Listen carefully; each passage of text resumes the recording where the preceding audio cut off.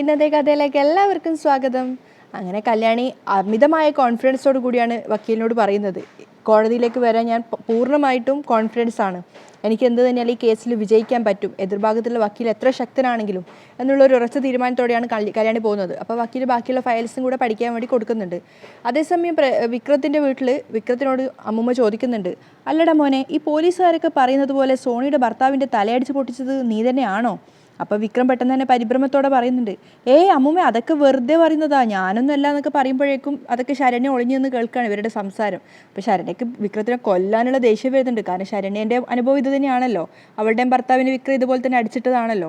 അപ്പം പ്രകാശം വേഗം അമ്മയോട് പറഞ്ഞു കൊടുക്കുകയാണ്, അതായത് അമ്മേ, ഈ സോണിയുടെ കല്യാണം നടത്തുന്നതിന് മുൻപേ സോണിയുടെയും അവളുടെ ഭർത്താവിൻ്റെയും പേരിലായിട്ട് അവളുടെ അമ്മ അവരുടെ പകുതി സ്വത്ത് എഴുതി വെച്ചിട്ടുണ്ടായിരുന്നു. അത് ഈ രാഹുലിനും ഷാരിക്കും സഹിക്കോ? ഇല്ല. അപ്പം അവർ തന്നെ തല്ലിച്ചതായിരിക്കും ഇവനെ വേറെ ഗുണ്ടകളെ വിട്ടിട്ട്. പിന്നെ കല്യാണിക്കെതിരെ കേസ് കൊടുത്തതാരാ? ഇവൻ. അപ്പം പിന്നെ ഇവനെയും കൊടുക്കണമല്ലോ, അതുകൊണ്ട് മനഃപൂർവ്വം പടച്ചു വിട്ടതായിരിക്കും ഈ കേസ്. അപ്പം അമ്മൂമ്മ ഭയത്തോടെ ചോദിക്കുന്നുണ്ട്, അതല്ലടാ പ്രകാശ, അവർ ഭയങ്കര സ്വാധീനമൊക്കെ ഉള്ളൊരു ആൾക്കാരാണ്, അതൊക്കെ വെച്ചിട്ട് നമ്മുടെ കുഞ്ഞിനെ കൊടുക്കുവോ? അപ്പോൾ പ്രകാശൻ നിസ്സാരായി ചിരിച്ചുകൊണ്ട് പറയുന്നുണ്ട്, എൻ്റെ അമ്മേ, നമ്മൾ വെച്ചിരിക്കുന്നതേ മുന്തിയ വക്കീലിനെയാണ്. ഈ കേസ് നടത്താൻ വേണ്ടിയിട്ട് വക്കീലിനെയൊക്കെ വെച്ചിരിക്കുന്നത്, അതിനുവേണ്ടി കാശ് മുടക്കിയിരിക്കുന്നത് ആരാന്നറിയോ? ഷാരിയും സരിയും. അത് കേൾക്കുന്ന സമയത്ത് അമ്മൂമ്മ സന്തോഷത്തോടെ നെഞ്ചിൽ കൈവെക്കുകയാണ്. അതേസമയം ശരണ്യക്ക് ആവശ്യമുള്ള കാര്യങ്ങൾക്ക് കേൾക്കാൻ പറ്റുന്നുണ്ടായിരുന്നു. അപ്പം പ്രകാശൻ പറയുന്നുണ്ട്, അതെ, ഈ രാഹുൽ മെൻ്റൽ ഹോസ്പിറ്റലിൽ കിടക്കുക, കല്യാണിയും കിരണും സോണിയും നശിച്ചു പോകണമെന്നുള്ള ആഗ്രഹത്തിൽ നടക്കുക ഷാരി, അതുകൊണ്ട് അവർ നമ്മുടെ കൂടെ കട്ടയ്ക്ക് നിൽക്കുന്നുണ്ട് അമ്മേ, അതുകൊണ്ട് നമ്മൾ തന്നെ ജയിക്കും ഈ കേസ്, പേടിക്കാനൊന്നുമില്ല. പ്രകാശൻ അമ്മയെ സമാധാനിപ്പിക്കാൻ വേണ്ടി പറയുന്നുണ്ട്. സമാധാനിപ്പിക്കാനും പ്രകാശൻ സ്വയം സമാധാനിക്കുകയും ചെയ്യുന്നുണ്ട്. അപ്പോഴേക്കും വിക്രം രണ്ടുപേരോടുമായിട്ട് കുറച്ച് ശബ്ദം താഴ്ത്തി പറയാണ്, പിന്നെ ഇവിടെ ഇരുന്ന് ഇത്തരം കാര്യങ്ങൾ ഒരുപാട് സംസാരിക്കേണ്ട, ചാരപ്പണി ചെയ്യാനേ പുറത്ത് ആൾക്കാരുണ്ട്, ശരണ്യെ ഉദ്ദേശിച്ചിട്ടാണ് പറയുന്നത്. അപ്പോൾ ശരണ്യ കേൾക്കുന്ന സമയത്ത് അവൾക്ക് നല്ല ദേഷ്യം വരുന്നുണ്ടായിരുന്നു വിക്രത്തിനോട്. അപ്പം പ്രകാശനും പറയുന്നുണ്ട്, അത് ശരിയാ. അത് കഴിഞ്ഞ് പ്രകാശൻ പറയുന്നുണ്ട്, എടാ, ഈ കേസ് കഴിഞ്ഞാൽ ഉടനെ നമുക്കിവിടുന്ന് ഇറങ്ങണം, ഒരു ചെറിയ വാടക വീടെടുത്ത് സ്വസ്ഥമായിട്ട് താമസിക്കണം, ചെറിയൊരു വീട് മതി, സമാധാനമായിട്ട് ജീവിക്കണം, അത്രയേ ഉള്ളൂ. അപ്പോഴേക്കും ശരണ്യ അങ്ങോട്ടേക്ക് വരുന്നുണ്ട്. ഇതൊന്നും കേൾക്കാത്ത ഭാവത്തിൽ വന്നിട്ട് ശരണ്യ നേരെ ചോദിക്കുന്നുണ്ട്, നാളെയല്ലേ കോടതി, രാവിലെ അങ്ങോട്ടേക്ക് പോകണ്ടേ? അത് കേട്ടപ്പോൾ വിക്രത്തിന് ഭയങ്കര സന്തോഷമാവുകയാണ്. വിക്രം എഴുന്നേറ്റിരുന്നിട്ട് ശരണ്യയോട് പറയുന്നുണ്ട്, പോണം. അപ്പോൾ ശരണ്യ കളിയാക്കിക്കൊണ്ട് ചോദിക്കുകയാണ്, ഈ കേസ് ജയിക്കുമോടാ? പക്ഷേ പ്രകാശൻ അതിന് മറുപടി പറയുന്നത്, ജയിക്കാൻ തന്നെയാണ് പോകുന്നത്, എൻ്റെ മകൻ ജയിലിൽ കിടക്കുന്നത് കണ്ടിട്ട് സന്തോഷിച്ചവളാ കല്യാണി, അതുകൊണ്ട് ഒരു ദിവസമെങ്കിൽ ഒരു ദിവസം അവൾ ജയിലിൽ കിടക്കണം, അതാ ഞങ്ങളുടെയൊക്കെ ആഗ്രഹം. ശരണ്യ ഒന്നും പറയാതെ ദേഷ്യത്തോടെ അയാളിങ്ങനെ നോക്കി നിൽക്കുന്ന കണ്ടപ്പോൾ വിക്രം പറയുന്നുണ്ട്, ഇവൾ കല്യാണിയെ സ്നേഹിക്കുന്ന കൂട്ടത്തിലാണ്, അതുകൊണ്ട് ഇവളോടൊന്നും പറയാത്തതാ നല്ലത്. അപ്പോൾ ശരണ്യ തിരിച്ചു പറയാ, എടാ, നീ എൻ്റെ ഭർത്താവല്ലേ, അതുകൊണ്ട് നിൻ്റെ കരണത്തടിച്ച കല്യാണി ചേച്ചി ജയിലിൽ കിടക്കണമെന്ന് എനിക്കും ആഗ്രഹമുണ്ട്. അപ്പം അമ്മ സ്നേഹത്തോടെ ചോദിക്കുകയാണ്, ഉള്ളിൽ തട്ടി തന്നെയാണോ മോളെ? അപ്പം ശരണ്യ അതിന് മറുപടി പറയാതെ മനസ്സിൽ ആലോചിക്കുകയാണ്, ഉള്ളിൽ തട്ടാൻ കിടക്കുന്നതേ ഉള്ളൂ, കോടതിയിൽ കേസും വഴക്കും നടക്കട്ടെ. അപ്പം അതിനുശേഷം അമ്മൂമ്മയോടായിട്ട് പറയാണ്, ഉള്ളിൽ തട്ടി തന്നെയാണ് പറഞ്ഞത്, ഇവൻ്റെ ഭാഗത്തല്ലേ ന്യായം, അതിന് തെളിവുണ്ടല്ലോ, അതുകൊണ്ട് പേടിക്കാനൊന്നുമില്ല. അത് കേൾക്കുന്ന സമയത്ത് വിക്രത്തിനും അമ്മൂമ്മയ്ക്കൊക്കെ സന്തോഷമാവുന്നുണ്ട്. അതിനുശേഷം ശരണ്യ അവിടുന്ന് പോവുകയാണ്. അതിനുശേഷം പ്രകാശം വിക്രത്തിനോട് പറയുന്നുണ്ട്, ഡാ, ഈ പറഞ്ഞിട്ട് പോയവളെ ഒരു ആത്മാർത്ഥത ഇല്ലാതെ പറഞ്ഞിട്ടുള്ളത്, അതുകൊണ്ട് നാളെ ഇവള് തന്നെ നിനക്ക് എതിരെ ദൃക്സാക്ഷി പറയുമെന്നുള്ളതാണ് എൻ്റെ പേടി. പക്ഷെ വിക്രം പറയുന്നുണ്ട്, പറയുന്നവരൊക്കെ പറയട്ടെ, ആരെന്ത് പറഞ്ഞാലും ശരി, പക്ഷെ അച്ഛൻ പറഞ്ഞതുപോലെ ഒരു ദിവസം അവൾ ജയിലിൽ കിടക്കണം. ദീപ ആകെ മൊത്തം ടെൻഷനിലാണുള്ളത്, അങ്ങോട്ടും ഇങ്ങോട്ടും ഇങ്ങനെ ടെൻഷൻ അടിച്ച് നടന്നുകൊണ്ടിരിക്കുകയാണ്. അപ്പോഴേക്കും കിരണും കല്യാണിയും കൂടെ അങ്ങോട്ടേക്ക് വരുന്നുണ്ട്. അപ്പം കിരൺ ചോദിക്കുന്നുണ്ട്, അമ്മ അമ്പലത്തിൽ പോയി രാവിലെ പ്രാർത്ഥിച്ചോ? അപ്പം ദീപ പറയുന്നുണ്ട്, അത് പിന്നെ ചോദിക്കാനുണ്ടോ മോനെ, അമ്മ എന്താ പ്രാർത്ഥിച്ചത്? അതിന് ദീപ മറുപടി ഒന്നും പറയാതിരിക്കുന്നത് കണ്ടപ്പോൾ കിരൺ ചോദിക്കുന്നുണ്ട്, ഇന്ന് ഇവൾക്കെതിരെ കോടതിയിൽ വരുന്നത് അമ്മയുടെ മോനും ഭർത്താവുമാണ്, അതായത് അമ്മയുടെ മക്കളും ഭർത്താവും തമ്മിലാ യുദ്ധം. അപ്പം ദീപ തിരിച്ചു പറയുന്നുണ്ട്, എനിക്കിപ്പോൾ 2 മക്കളേ ഉള്ളൂ, മൂത്ത മോളും രണ്ടാമത്തെ മോളും, വിക്രത്തെ ഞാൻ മോനായിട്ട് കാണുന്നില്ല. അതുപോലെ തന്നെ പ്രകാശൻ എന്ന മോളുടെ അച്ഛനെയും അയാളുടെ അമ്മയൊക്കെ മനസ്സുകൊണ്ട് വെറുത്തു കഴിഞ്ഞു, തള്ളിക്കളഞ്ഞു കഴിഞ്ഞു. ദീപ ആത്മാർത്ഥതയോടുകൂടിയാണ് പറയുന്നത്. അപ്പോൾ കിരൺ ചോദിക്കുന്നുണ്ട്, എങ്കിലും ഉള്ളിൻ്റെ ഉള്ളിൽ അമ്മയ്ക്ക് വിഷമമില്ലേ? അതിന് ദീപ മറുപടിയൊന്നും പറയുന്നില്ലെങ്കിലും കല്യാണി പറയുന്നുണ്ട്, ഒരു വിഷമോ അമ്മയ്ക്കില്ല, പ്രത്യേകിച്ച് ശരണ്യയുടെ കഥ കേട്ടതിന് ശേഷം വിക്രത്തിനോടും അവൻ്റെ അച്ഛനോടും ഒക്കെ അമ്മയ്ക്ക് വെറുപ്പാ, എനിക്കതിനേക്കാളും. അതുകൊണ്ട് ഒരു ദയാദാക്ഷിണ്യവും ഞങ്ങളിൽ നിന്ന് അവർ പ്രതീക്ഷിക്കേണ്ട. അപ്പോൾ ദീപ കല്യാണിയോട് ചോദിക്കുന്നുണ്ട്, ഇവിടെ ഇപ്പോൾ മോളാണല്ലോ പക്ഷേ പ്രതിസ്ഥാനത്ത് നിൽക്കുന്നത്.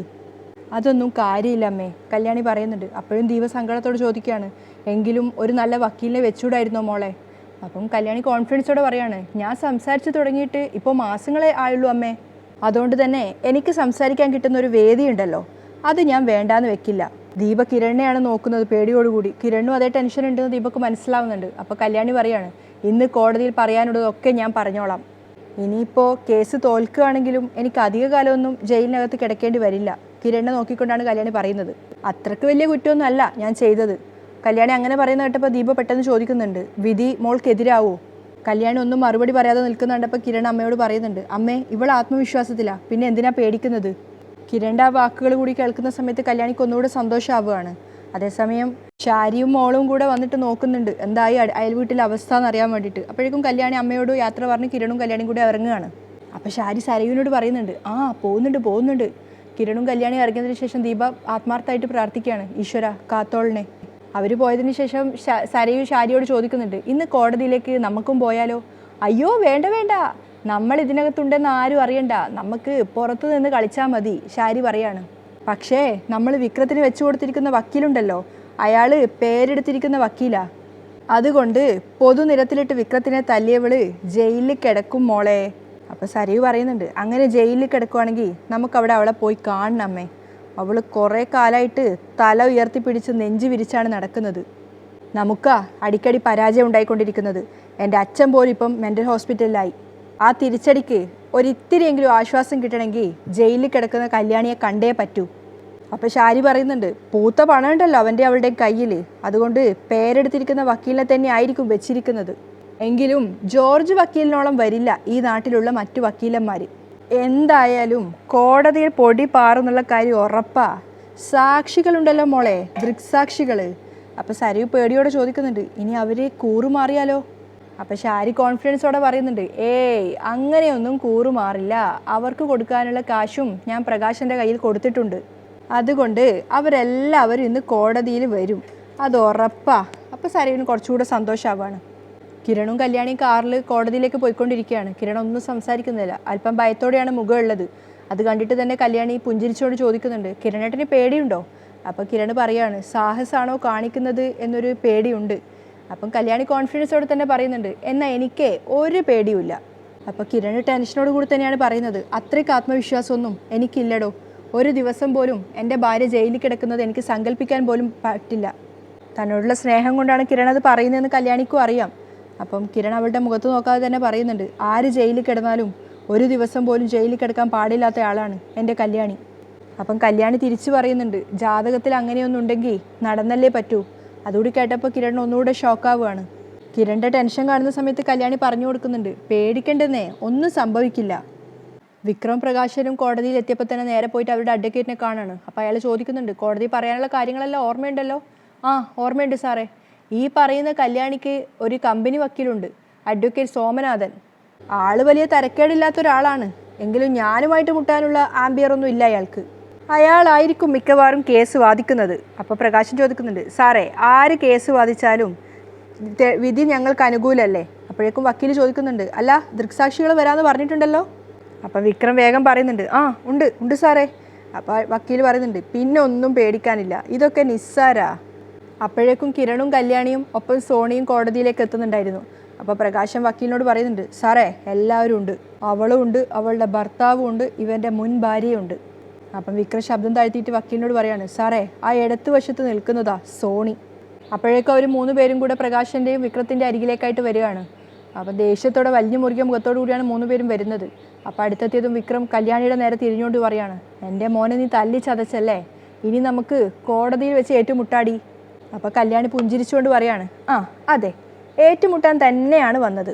അപ്പോൾ അവരുടെ വക്കീൽ തിരിഞ്ഞ് കല്യാണിയോട് പറയുന്നുണ്ട്, എത്ര പണവും സ്വാധീനവും ഉണ്ടെങ്കിലും ഒരു ചെറുപ്പക്കാരനെ ആർക്കും പൊതുനിരത്തിൽ വെച്ച് തല്ലാനുള്ള അവകാശമില്ല. അതിന് മറുപടി പറയുന്നത് കിരണാണ്, ഇവനെ തല്ലുകയല്ല സാറേ വേണ്ടത്, ഇടിച്ചിവൻ്റെ നെഞ്ച് വാട്ടുകയാണ് വേണ്ടത്. ഞാനേ അത് ചെയ്തേനെ, പിന്നെ കല്യാണി പറഞ്ഞതുകൊണ്ട് മാത്രമാണ് ഇവനെ വെറുതെ വിട്ടത്. അപ്പോൾ പ്രകാശൻ വക്കീലിനോട് പറയാണ്, കേട്ടില്ലേ സാറേ, ഇതാണ് സ്വഭാവം, ഒരുതരം തരം താണ ഗുണ്ടകളുടെ സ്വഭാവം. അപ്പോൾ സോണി മറുപടി പറയുന്നുണ്ട്, അതാർക്കാണെന്ന് എനിക്കറിയാം. കുറച്ചു കാലം നിങ്ങളെല്ലാവരും എൻ്റെ കൂടെ താമസിച്ചതല്ലേ. അപ്പം വിക്രം ഇടയിൽ കയറി പറയാണ്, ആ പിന്നെ താമസിച്ച വിശേഷമൊന്നും പറയണ്ട, ഞാനങ്ങോട്ട് ബന്ധം വിരിയാൻ നോക്കി നിൽക്കുമായിരുന്നു വേറൊരുത്തനെ കെട്ടാൻ. അതിന് മറുപടിയൊന്നും പറയാതെ ദേഷ്യത്തോടെയാണ് കിരണും സോണിയൊക്കെ അവരെ നോക്കുന്നത്. അപ്പോൾ പ്രകാശനും പറയുന്നുണ്ട്, അതിൻ്റെ ശിക്ഷയാടി നിനക്ക് കിട്ടിയത്. ഇപ്പോൾ അവൻ്റെ ജാതകവും തീർന്നില്ലേ, അവൻ്റെ തല പൊട്ടി ഇപ്പോൾ ആശുപത്രിയിലാണ്. അപ്പോൾ സോണി പറയുന്നുണ്ട്, തല പൊട്ടിയതല്ലല്ലോ, പൊട്ടിച്ചതല്ലേ. പെട്ടെന്നുള്ള ആ ചോദ്യത്തിൻ്റെ മുന്നിൽ വിക്രത്തിനായാണ് ഒന്ന് പതറിപ്പോവാണ്. വിക്രം പ്രകാശൻ ഒന്നും പറയാതെ നിൽക്കുന്ന കണ്ടപ്പം കിരണ് പറയുന്നുണ്ട്, അതാരാണെന്നൊക്കെ ഞങ്ങൾക്കറിയാം. അപ്പോൾ പ്രകാശൻ കളിയാക്കിക്കൊണ്ട് പറയാണ്, അതറിയാമെങ്കിൽ പിന്നെ കൊണ്ടുപോയി കേസ് കൊടുക്കാത്തത് എന്ത്? കേട്ടോ സാറേ, ഇവന്മാർ കേസും കൊടുക്കത്തില്ല, വഴക്കിനുമില്ല. കാരണം ഇവർ തന്നെയാണ് കോടതി, ഇവർ തന്നെയാണ് ജഡ്ജി, ഇവർ തന്നെയാണ് വക്കീൽ, ഇവർ തന്നെയാണ് നിയമവും നടപ്പിലാക്കുന്നത്. പ്രകാശൻ കളിയാക്കിക്കൊണ്ട് പറയുന്ന സമയത്ത് കല്യാണി ഒന്നും പറയാതെ അനങ്ങാതെ കേട്ട് നിൽക്കുകയാണ്. അപ്പം ഇവരുടെ വക്കീൽ പറയുന്നുണ്ട്, എന്നാലും ഭാര്യയ്ക്ക് വേണ്ടി സോമനാഥൻ വക്കീലിനേക്കാളും നല്ലൊരു വക്കീലിനെ ഏർപ്പാടാക്കാമായിരുന്നു. കല്യാണി ഒന്നും പറയാതെ ചിരിച്ചുകൊണ്ട് കിരണിനെ നോക്കുകയാണ്. അപ്പോൾ കിരൺ അഡ്വക്കേറ്റിനോട് പറയുന്നുണ്ട്, അതിൻ്റെ കാര്യങ്ങളൊക്കെ ഞങ്ങൾ നോക്കിക്കോളാം സാറേ. അപ്പോൾ അയാൾ ചോദിക്കുന്നുണ്ട്, ഇനി സോമനാഥൻ വക്കീലല്ലാതെ വേറെ ഏതെങ്കിലും വക്കീൽ വരുമോ? അതിനുശേഷം വക്കീൽ പ്രകാശനെയും വിക്രത്തിനെയും വിളിച്ചുകൊണ്ട് പോകുമ്പോൾ വിക്രം പറയുന്നുണ്ട് കല്യാണിയുടെ അടുത്ത് വന്നിട്ട്, നമുക്ക് കോർട്ടിൽ വെച്ച് കാണാടി. കാണാം. അതിനുശേഷം വിക്രം കൂർപ്പിച്ച് നോക്കുന്നത് സോണിയുടെ നേരെയാണ്. സോണിയും അതുപോലെ തന്നെയാണ് നോക്കുന്നത്. അതിനുശേഷം വിക്രം പോയപ്പോൾ സോണി കല്യാണിയോട് പറയുന്നുണ്ട്, കല്യാണി നീ കാണിക്കുന്നത് സാഹസാ, അവൻ്റെയൊക്കെ മുന്നിൽ തലതാഴ്ത്തേണ്ടി വന്നാൽ അത് ആത്മഹത്യ ചെയ്യുന്നതിന് തുല്യ. അപ്പം കല്യാണി കിരണിനെ നോക്കിക്കൊണ്ട് പറയുന്നുണ്ട്, അങ്ങനെയൊന്നും സംഭവിക്കില്ല എന്ന് നമുക്ക് പ്രാർത്ഥിക്കാം. അപ്പം കിരണും ടെൻഷനോട് പറയാണ്, അമിത ആത്മവിശ്വാസ കല്യാണി നീ ഇപ്പോൾ കാണിക്കുന്നത്. അപ്പം പുഞ്ചിരിച്ചുകൊണ്ട് തന്നെ കല്യാണി പറയുന്നുണ്ട്, ആയിക്കോട്ടെ, ഇന്നേതായാലും വാദപ്രതിവാദങ്ങൾ നടക്കുന്ന ദിവസമാണ്, അതുകൊണ്ട് ഇനി അതേപ്പറ്റിയൊന്നും പറഞ്ഞിട്ട് കാര്യമില്ല.